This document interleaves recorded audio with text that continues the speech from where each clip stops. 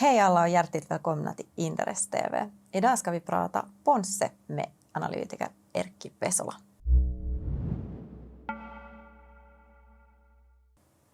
Hej Isa. Hej, välkommen. Tack. Skogsindustrin går ju som tåget, eller är on fire kan man nästan säga.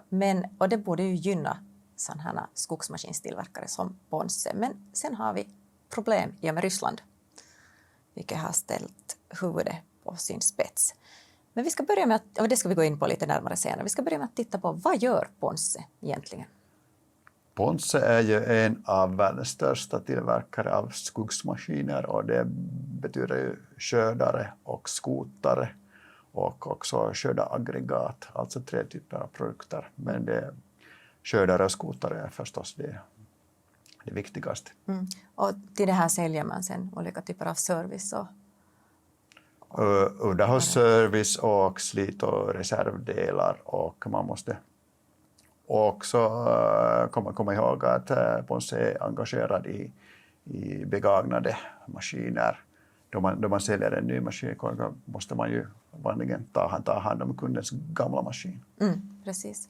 Det är ju jättestora maskiner vi talar om här. Alltså, vem är kundgruppen? Vem köper det här och vart går de? Det kanske finns 3 typer av kundgrupper. Det finns entreprenörer, skogsentreprenörer som har kanske några enskilda maskiner, och sen har vi så kallade fleet loggers. Det är mer, inte så mycket i Finland utan till exempel i Nordamerika, som kanske har från 20 till 50 maskiner. Och sen har vi så industrial loggers, industriella köpare som är vanliga är ju stora skogsbolag och förstås har det ännu större flottor där. Det är 80% av omsättningen går på export och man har verksamhet i 40 olika länder. Så överallt var. Okej, om vi eliminerar Ryssland, som vi kanske måste göra, nu är det av det Ponsse exporterar 75% av deras omsättning, och det är 20% norra Europa, 25% mellersta och södra Europa, och sen 15% Nordamerika och 15% Latinamerika. Och du nämnde redan här att vi måste eliminera Ryssland. Här tidigare talade vi att det är ändå den största marknaden för den här typen av produkter. Och vad är situationen där egentligen nu? Ska man räkna med det som ett icke-område, precis som du sa, eller hur ska man? Som du sa, det har ju varit den största skogsmaskinmarknaden i världen, men från och med 24 februari hade Ponsse inte exporterat dit någonting, inte ens reservdelar. Alltså den marknaden har mer eller mindre försvunnit just nu. Om vi pratar om marknaden, det finns ju ett par lokala tillverkare eller skogsmaskinbolag också i Ryssland. Till exempel Amkodor, det är en gång från Vitryssland. Men också de behöver västerländska komponenter. Alltså det har ju hamnat i stora svårigheter i varje fall. Ja. Men om vi fortsätter där Ponsse har till exempel, det har cirka 3000 maskiner som de levererat dit tidigare, som är i bruk i Ryssland. Som behöver sitt underhåll. Precis, och just nu när man också måste komma ihåg att det används ganska flitigt, de maskinerna. Alltså det kan inte pågå många månader eller flera månader utan någon slags underhåll, och om de inte får reservdelar så det råkar det ganska illa ut där. Kanske vi kommer att se någon slags piratreservdelar där, men jag tycker inte att det är någon långsiktig lösning. Ja. Och Ponsse också hade ju vissa avtal där livscykeltjänster, som vi brukar kalla dem, och just nu har Ponsse konstaterat att de letar efter ansvarsfulla lösningar hur de kan ta hand om det här avtalet och vilka slags risker det finns där. Ja, det är precis just det här att för att Ponsse hade meddelat att man kommer att sälja den här verksamheten i Ryssland, men att behovet kvarstår ju. Och att hur ska man fylla sina förpliktelser och sen lämnas det ju ett hål i kassan för Ponsse, men också ett hålrum på marknaden. Att hur ser du på det här? Okej, det här vissa ju förutspåra att det avverkningsvolymer i Ryssland det kommer att falla från mer än 200 miljoner kubikmeter per år till cirka 150 miljoner. Och förstås samtidigt faller den skogsmaskinmarknaden. Alltså den marknaden som funnits tidigare bara inte längre existerar. Eller så ser det ut just nu.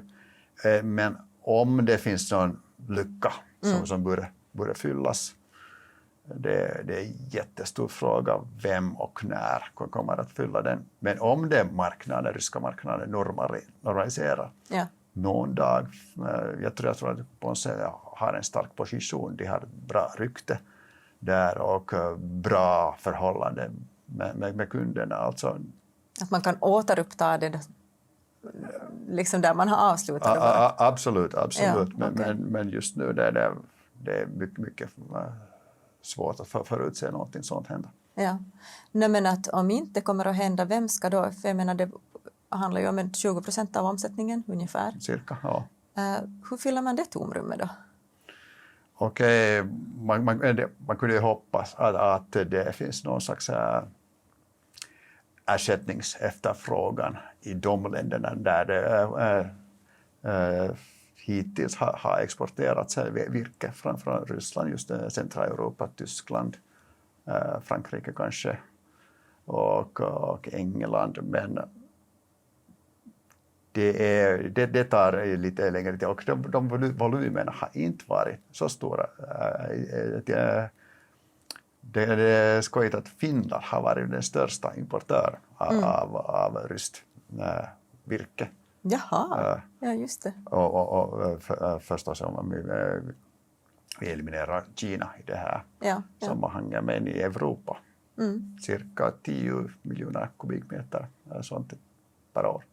Just det, så det ritas lite om den här kartan för flödena. Precis, och det är just mycket svårt att säga om och hur stor ersättningsefterfrågan kommer att uppstå någonstans i Europa. Ja. Nu sen om man tittar lite närmare på, jag läste din kommentar angående den här Ryssland, att där har betalningen skett på förhand.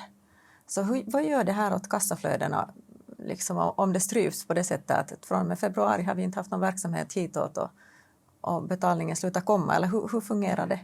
Det har ju varit jättegynnsamt för Ponses kassaflöde, just det här förhandsbetalningarna eller förskottsbetalningar.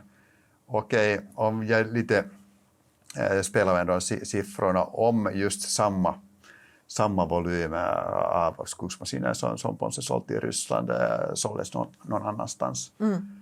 Det skulle vara på årsbasis, eller det löpande kassaflöde skulle vara cirka 20 miljoner euro svagare än hittills. Alltså det är okej.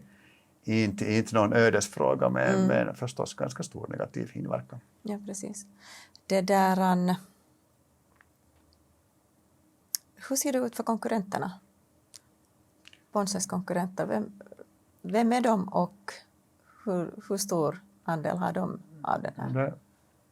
Det är cirka Rysslands marknad. Om vi pratar om maskiner för så kallade kortvirkesmetodsmaskiner eller kortvirkesmaskiner, det finns bara 3 stora spelare där. Det är Ponsse och sen John Deere.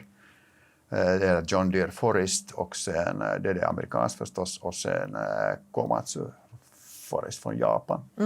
Och det John Deere är kanske 35% marknadsandel, Ponsse cirka 30 och Komatsu 25 plus minus. Och vad som är skojigt är att alla de här 3 bolagen det har en koppling till Finland.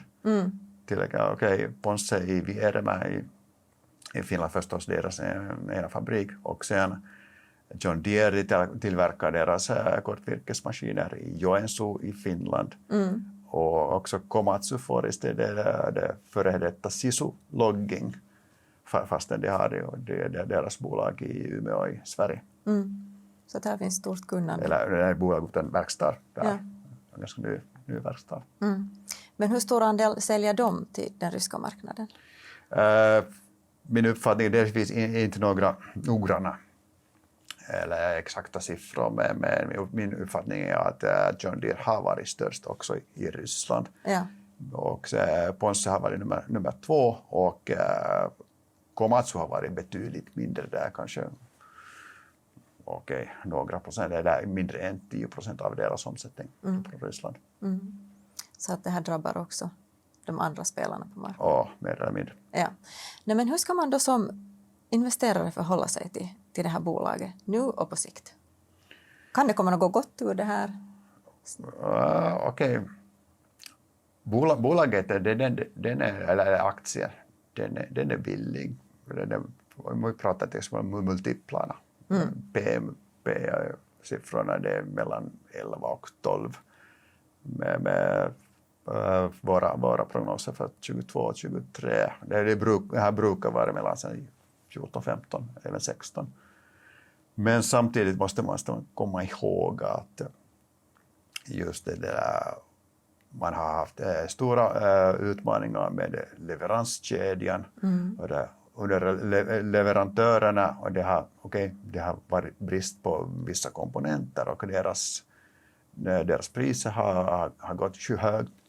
Och sen har vi förstås det där problemet med Ryssland, och det är ju svårt att säga om en så stor marknad som Ryssland har varit, om det försvinner helt och hållet. Man kunde förutspå att priskonkurrensen blir tajtare i framtiden. Men just nu tycker jag att det största pressen på marginalen kommer just de där leveranskedjorna och komponenter, materialerna. Och det beror på det eller kommer sig från det att det ledtiden på Ponses orderbok, det är cirka 7 månader. Alltså om Ponsse höjde sina egna priser just nu, det skulle börja synas i deras omsättning och marginaler om 7 månader, alltså vid årsskiftet eller någonting sånt. Alltså det finns en viss ledtid där, och investerare, han eller hon behöver mycket tålamod just nu här.